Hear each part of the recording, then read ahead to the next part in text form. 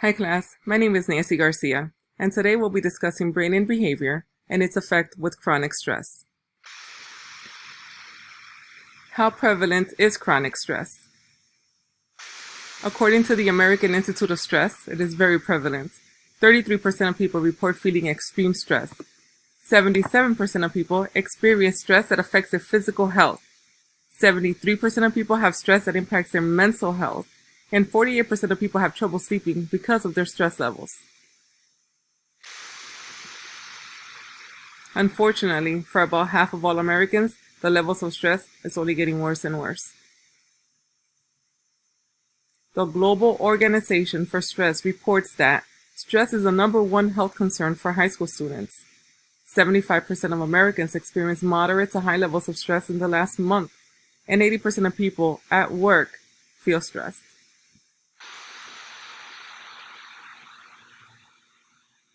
Who is at risk for chronic stress? Stress comes in different forms and affects people of all ages, occupations, and various stages of their lives.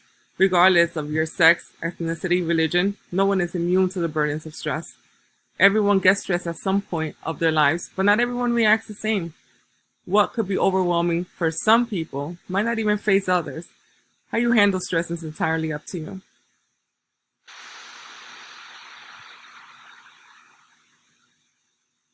What are the symptoms of chronic stress?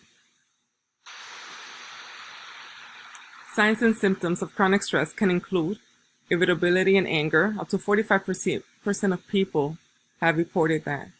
Fatigue, low energy, lack of motivation, anxiety, nervousness, and headaches, not to mention feeling sad and depressed, are amongst the highest reported.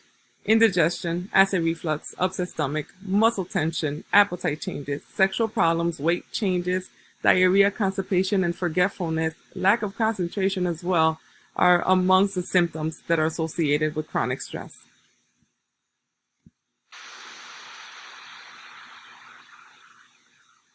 Has a cause for chronic stress been scientifically proven? There are 3 components to the general stress syndrome. GAS, also known as General Adaptation Syndrome. Stage 1, that's the alarm stage. Mobilization of the body's defensive forces, also known as fight or flight. Hormones and chemicals are excreted at high levels. Your heart rate, blood pressure, and perspiration increases as well. The second stage, your body begins to repair. It's called the resistance stage. Your cortisol levels drop, and so does your heart rate and your blood pressure. It goes back to the original pre-stress state. The third one is the exhaustion stage. No more strength is available to fight this stress. So at this point, it either gives up or gives in.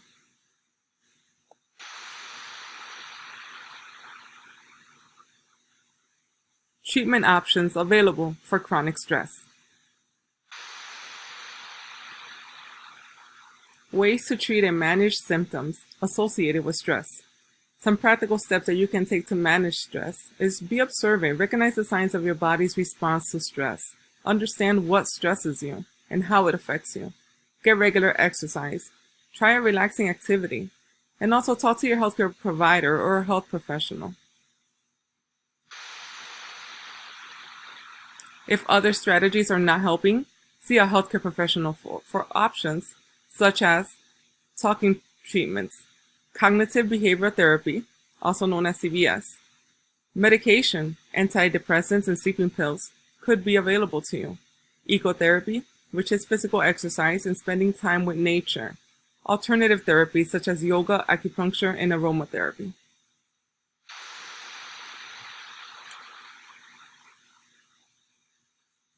How are the treatment options effective? Treat the physical symptoms of chronic stress. There's no magical pill to take to just get rid of stress. You can go to therapy, which can help you develop the tools and coping mechanisms that you need in order to manage stress better. Or doctors also recommend medications to help treat the physical symptoms associated with chronic stress. For example, you can be on antidepressants to treat anxiety and depression, or sedatives for people who are having trouble sleeping because of their stress level.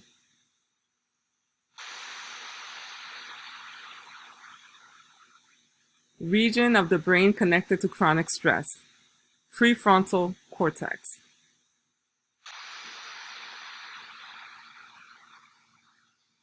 Prefrontal cortex is the main part of the brain that's responsible for your reactions to stress, which includes the hypothalamic pituitary adrenal axis, the amygdala, and the prefrontal cortex.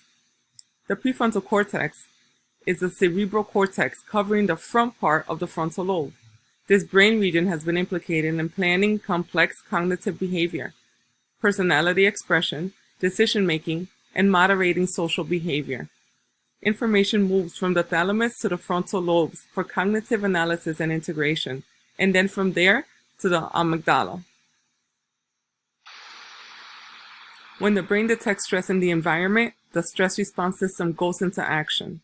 The HPA axis, which is the messenger system that begins at the brain, signals the organs to react to stress by going into survival mode. The HPA axis, which includes the hypothalamus, pituitary, and the adrenal glands. The job of the hypothalamus is to wake up the pituitary gland. Although it's only about the size of a small pea, it has a mighty job. The pituitary releases hormones, which are the messengers in the stress response system. These hormones travel out of the brain and into the adrenal glands. The adrenal glands sit on top of the kidneys. It releases cortisol, which is a stress hormone, and tells other organs in the body to deal with the stress that's occurring. Cortisol is known as a stress hormone.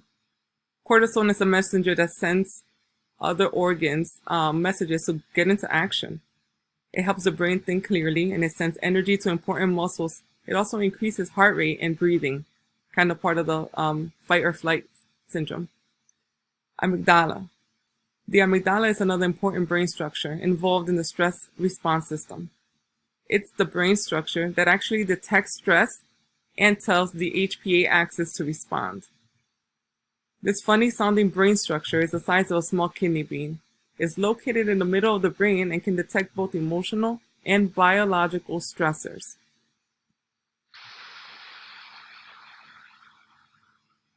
In summary, chronic stress affects many aspects of our lives.